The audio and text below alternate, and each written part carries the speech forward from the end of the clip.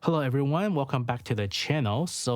Today we want to talk about the Chatterbox general guide because there has been a lot of requests on this lately on the forums, on the Discord, and yeah. So what we have here is a boss that is water. He's fire type, so he's actually weak to water type characters. This makes Summer Mary and especially Winter Lamilla extremely well. I tried to use Water Neon. It did not work with Water Neon. I don't recommend Water Neon, surprisingly, sadly. But unless of course the Water Neon is extremely invested, then yeah, maybe you try to use her. Okay, so let's take a look at the mechanic to see what is going on. So first of all, when you first enter the fight, Chatterbox will launch at you. I recommend you to have your center character taking the launch immediately, like now. Okay, so this launch, it only hits the very front and character 3. He does not change target at the beginning. He doesn't really target anyone else with a higher attack, lower attack, doesn't matter. He only attacks someone in the front and center. I recommend you to tank this physically by yourself every time it comes out because this does a crap ton of damage to your cover. You don't want your cover to take this damage because you want to use a cover to take some other damage as well. As you can see, there is already a debuff going on my character after getting hit. The armor break debuff doesn't really stack, so it stays at maximum 9.8% decreased defense. However, you need to watch out is the stacks. This stacks goes up to 11. Okay, the instant it reaches 11, your character dies. You can go up to 10, but not 11. And the stacks increase whenever you get hit by a punch, which is 2, a missile, which is 1 each, and projectile, which is also 1 stack each. Projectile comes in a group of 4 or 5. Singles to a missile is like 6 or 8, honestly. Quite a bit. There's a lot of chances you can get hit by all the debuffs. Okay, let's continue. So what we have here is the missiles. You can see it comes out right there. So what you want to do here is typically you actually want your center person to hide up behind cover so he doesn't die from having too many stacks because the missile does increase stacks quite fast. And if you have burst, you can tell your other character to burst at the missile launcher exit side where the missile comes out, because this will actually help you to have a possibility of having a chance to attack and destroy the missile as it comes out. Okay? Lastly, you're going to see a projectile. This projectile hits character 1, 2, 3, 4, 5 in water.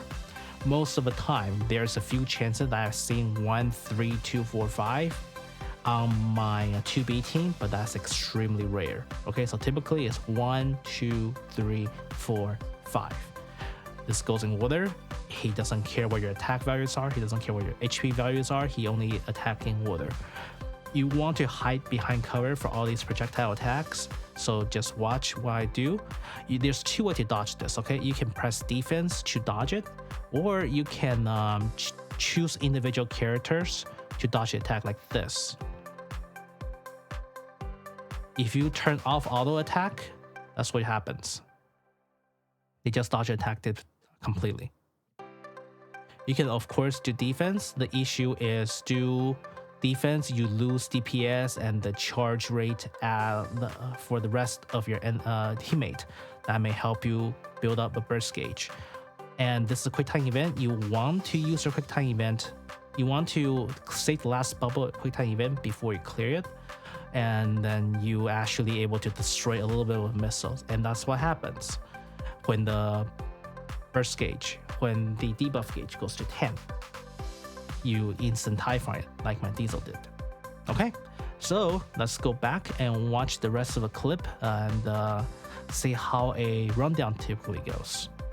Alright, so let's take a look at the play right here. So beginning, you want to rush your sniper shots a little bit to get more burst synergy, and after that, the first round on this team, because you cannot destroy the missiles on both sides, so you probably want to aim for the right side to minimize the amount of stacks on your character.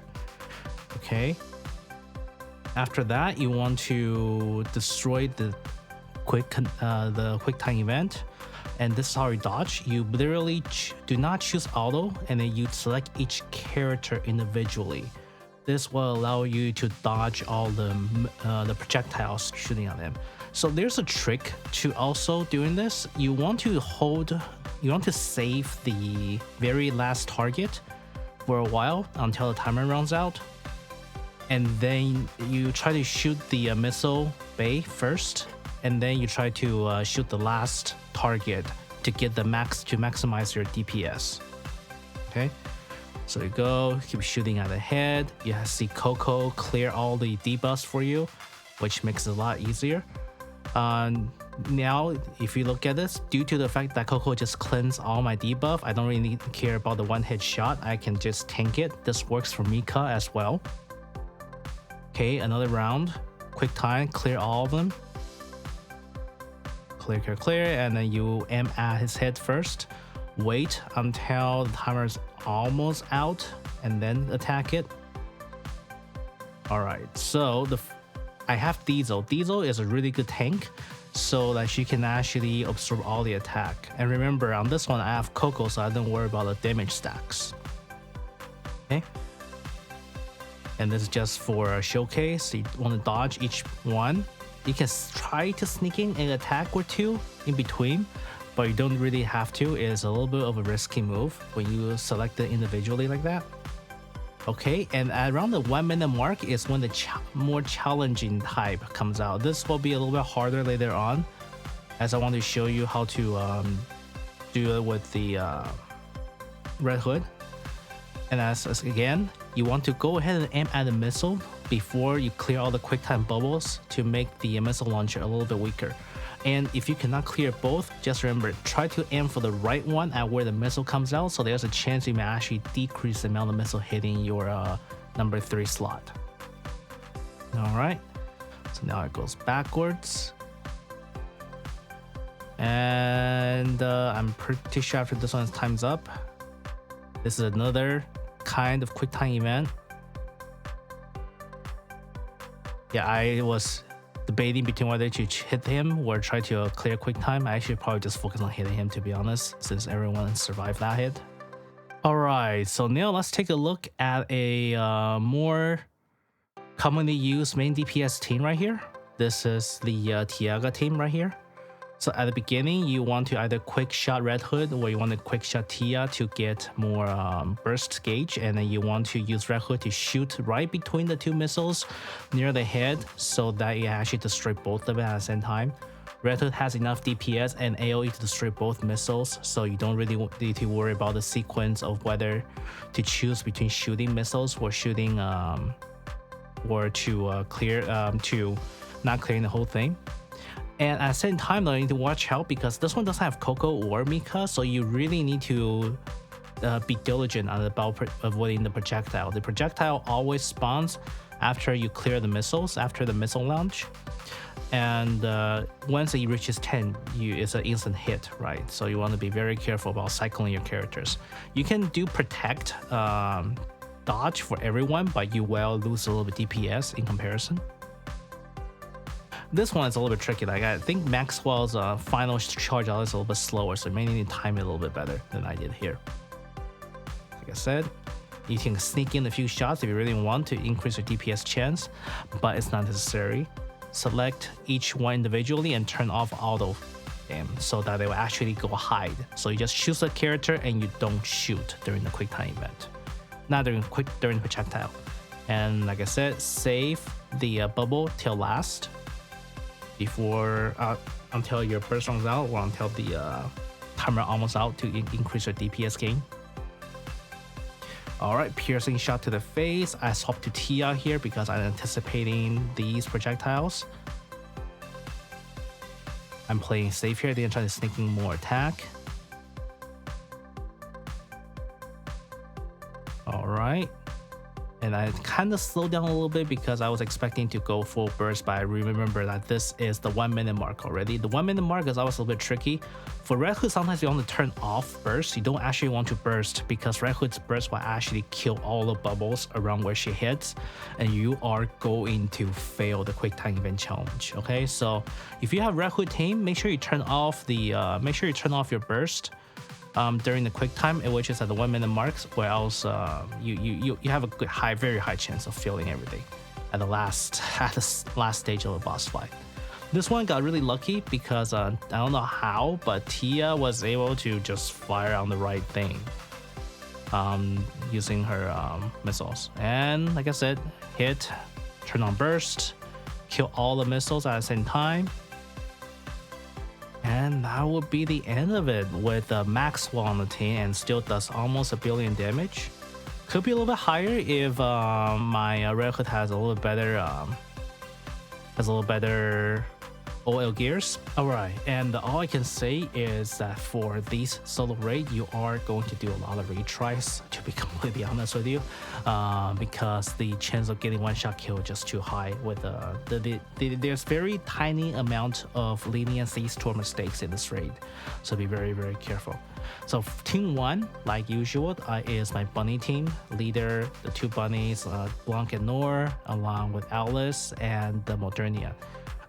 Generally speaking, you want to have at least one character that has really high DPS even out of the burst cycle, so that it can help you clear the quick time event bubbles. In this case, that would be both Alice and Modernia is okay, but Modernia is of course better during off burst.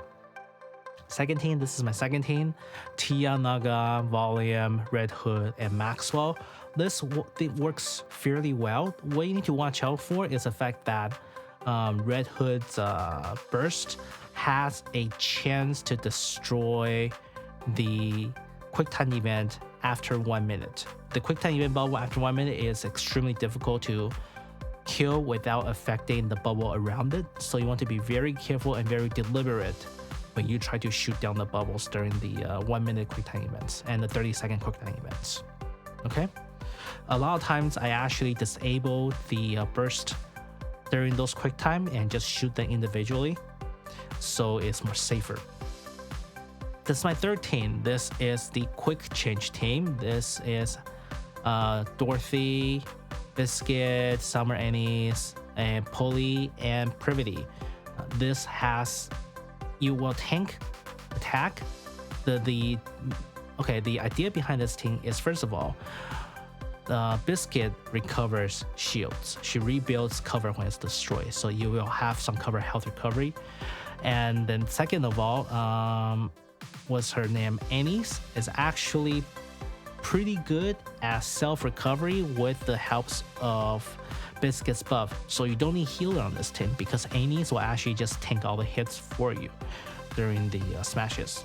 And you have Polly increase attack and also provide shield to give you some leniencies on his smashes. And lastly, of course, Privity to encourages a quick reload team. This is my scrub together team.